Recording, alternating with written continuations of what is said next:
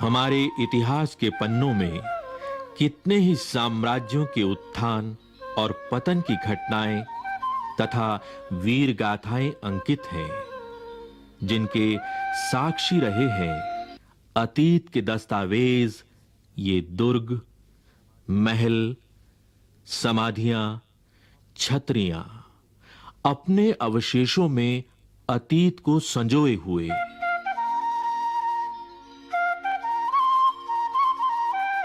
कौन थे वे लोग? कैसा था उस समय का जीवन? यह जानने के लिए आइए पलटें अतीत के पन्नों को। 15वीं शताब्दी का समय। भारत में अनेक छोटे बड़े राज्य थे। उनमें से एक था मेवाड़। मेवाड़ जो उस समय राजपूताना के एक प्रमुख राज्य के रूप में उभरा था। यह वह काल था जब भारत में मुगलों का शासन बढ़ता चला जा रहा था। अनेक राज्य मुगलों की अधीनता स्वीकार कर चुके थे।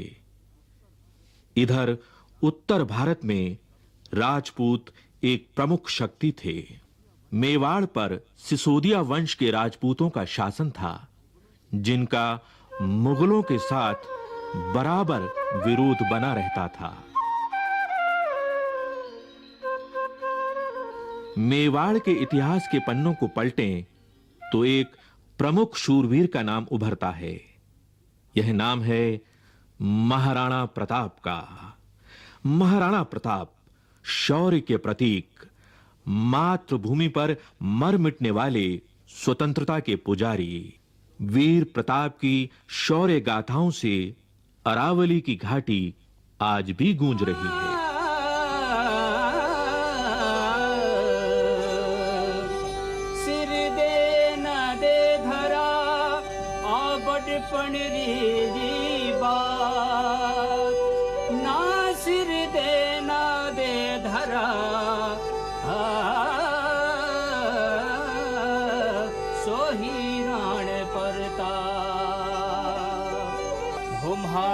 मेवाड़ी सिरदार नील घोड़ारा अश्वार राणा सुने तो जय जय रे मारा। मेवाड़ी सिरदार नील घोड़ारा अश्वार राणा सुने तो जय जय रे। सुने तो जय जय रे मेवाड़ी राणा सुने तो जय।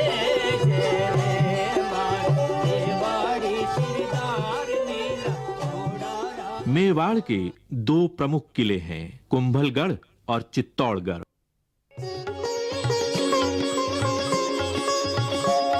15वीं और 16वीं शताब्दी में मेवाड़ के राणा कुंभा और राणा सांगा ने मेवाड़ की कीर्ति को शिखर तक पहुंचाया।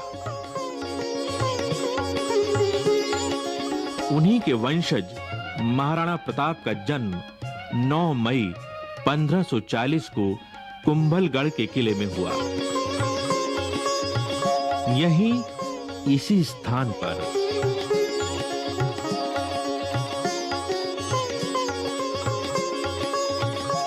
कुंभलगढ़ के तत्कालीन महाराणा उदय सिंह और महारानी जयवंती बाई का पुत्र प्रताप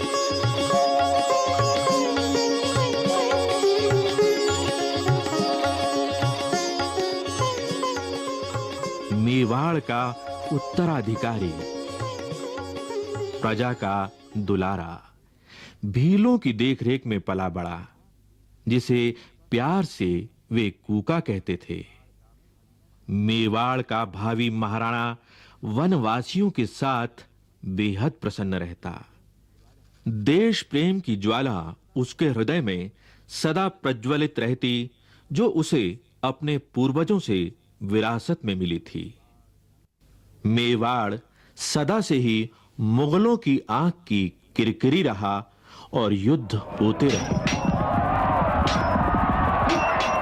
मेवाड़ का राजनीतिक महत्व तो था ही, साथ ही वह गंगा भूमि के व्यापार मार्ग को पश्चिमी तट से जोड़ता था। अतः मेवाड़ को अपने अधीन करना मुगल शासकों के लिए जरूरी हो गया था।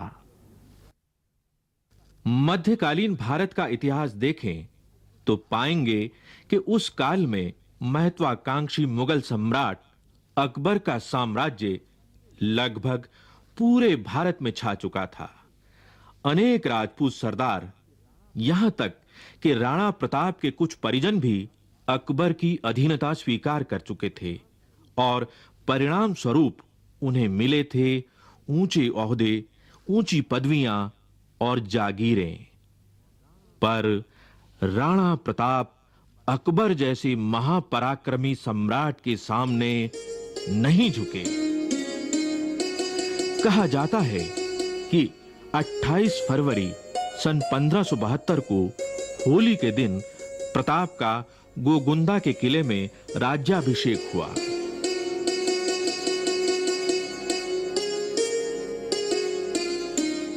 जब प्रताप का राज्याभिषेक हुआ तब उन्हें न कोई राजधानी मिली, न साधनों का जरिया। वे बहुत कम साधनों से ही मुगल सम्राट से जूझते रहे। प्रताप ने हर संकट को चुनौती समझा और इससे उनके संकल्प और अधिक मजबूत होते गए। अकबर ने राणा प्रताप को यह समझाने के लिए कि वह उनकी अधीनता स्वीकार कर लें, अनेक दूत भेजे, पर राणा स्वाभिमानी थे, देशभक्त थे, वे नहीं माने। उनका राजसी वैभव छूट गया, किंतु कठिन से कठिन परिस्थितियों में भी राणा प्रताप ने अकबर की अधीनता को स्वीकार नहीं किया। चमकी मेवाड़ी तलवार बैजा कोडारा पर नाल राणा। जैसी उनकी पैनी तलवार थी, वैसा ही चौकन्ना था राणा प्रताप का प्रिय घोड़ा चेतक। राणा सुनता जा जो जे मेवाड़ी सिरदार नील कोडारा असवार राणा सुनता जा जो जे। यदि मेवाड़ की भौगोलिक स्थिति को देखें तो पाएंगे कि इसका अधिकांश भाग पथरीला और पहाड़ी है। आसपास जंगल हैं और जनजातियों की बस्तियां हैं।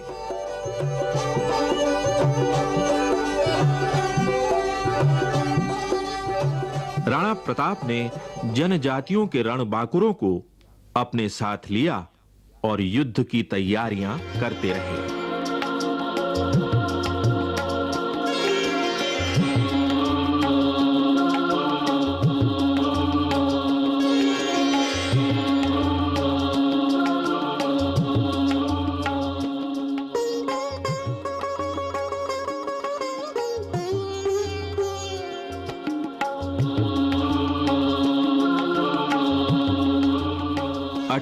जून सन 1576 ईस्वी को अकबर की सेना और महाराणा प्रताप के बीच इतिहास प्रसिद्ध हल्दी घाटी का युद्ध हुआ।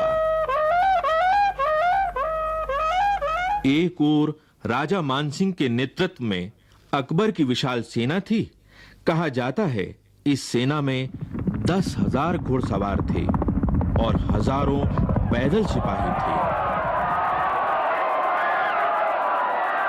दूसरी ओर राणा प्रताप की सेना में केवल 3,000 घुड़सवार और मुट्ठी भर सैनिक थे, मगर ये सैनिक मातृभूमि पर मर मिटने वाले रणबांकुरे थे।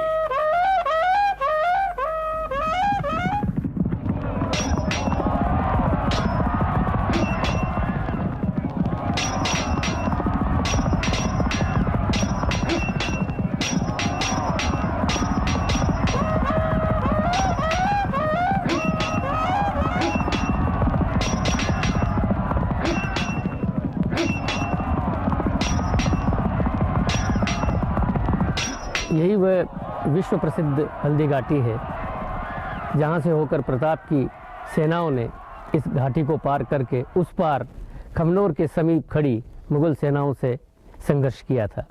इस घाटी की विशेषता यह है कि इस घाटी के जो मिट्टी है उसका रंग पीलापन लिए हुए है, इसीलिए हल्दी के समान रंग वाली मिट्टी का होने के कारण इसको हल्दी घाटी कहा जाता है। ये बहुत ही तंग दर्रा है जिसमें से होकर प्रताप की सेनाओं ने आगे बढ़ करके मुगलों की सेनाओं का विरोध किया था। ये रक्त तलाई है। रक्त तलाई का अर्थ है कि जहाँ पर खून की तलाई भर गई थी, खून का तालाब बन गया था। आपको विदित है कि इस ओर हल्दी घाटी है। हल्दी घाटी का जो मुंह है वो लगभग यहाँ से 1.5 किलोमीटर दूर है।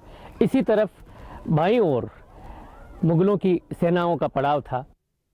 ये जिस ओर आप अभी ये बम्बूल के पेड़ हैं, इन पेड़ों के पीछे उस ज़माने में केवल सीधा मैदान था और उस मैदान की जो सीमा है वो आगे बनास नदी से मिलती है। जो मुगलों की जो सेनाएं थी वो उस बनास नदी के किनारे से इस प्रदेश से, इस भाग से बढ़ती बढ़ती इस स्थान तक आई थी। मुगलों की सेनाएं हल्दी घाटी के मुंह तक पहुंची थी। प्रताप की सेनाओं ने उनको खदेड़ते खदेड़ते लगभग 1.5 किलोमीटर तक यहाँ ले आए। यही वह स्थान है जहाँ पर मुगल सेना के सेनापति मान सिंह के हाथी पर प्रताप ने अपने घोड़े पर छलांग लगाई थी, और यही वह स्थल है जहाँ पर चेटक का पिछला पैर हाथी की सूंड में बंधी तलवार के कारण कट गया था। यही वह स्थल है जहाँ पर हकीम खां सूर ने प्रताप को सलाह दी थी कि वो पीछे लौट जाए क्योंकि उसके प्राण संकट में थे। यही वह स्थान है जहाँ पर इसके साथ चलने वाले वीरों ने अपना बलिदान दिया था। झालामान ने अपने सर पर छत्र रख करके ये कहना प्रारंभ किया कि महाराणा प्रताप मैं हूँ, और इस प्रकार भयंकर अंतिम युद्ध की जो परिणति है वो यहाँ पर खून की सरिता के रूप में हुई थी। यहाँ पर एक वीर विशेष का भी मैं नाम लेना चाहूँगा, वीरवर पूंजा, जिसके कि साथी लोग इन पहाड़ियों के अंदर, पीछे की ओर की पहाड़ियों के अंदर थे। उन्होंने पीछे से पत्थर बरसाने प्रारंभ किए थे, और यहाँ पर एक वीर जो कि इस ओर इस छतरी की तरफ मैं इशारा कर रहा हूँ, ये राम सिंह तंवर की है, जो ग्वालियर का महाराजा था और वो भी इस लड़ाई में अपने पुत्रों के साथ मौजूद था और यहाँ पर अब लड़ता हुआ मारा गया। और ये वह मध्य स्थल था जहाँ पर भयंकर युद्ध हुआ। यहाँ पर लाशें पट गई और चारों ओर से घमासान होने लगा। हल्दी घाटी का युद्ध एक दिन में ही समाप्त हो गया। राणा प्रताप के हाथ से गोगुंदा का किला और कुंभलगढ़ निकल गया, लेकिन प्रताप का मस्तक नहीं झुका। हल्दी घाटी युद्ध समाप्त हो जाने पर भी महाराणा प्रताप का संघर्ष जीवन भर चलता रहा। पराजित हो जाने पर भी अरावली की घाटी गूंज उठी प्रताप की कीर्ति और पराक्रम की गाथा से। प्रताप की यशोगाथा मेवाड़ तक ही सीमित नहीं रही, बल्कि समूचे देश में फैल गई।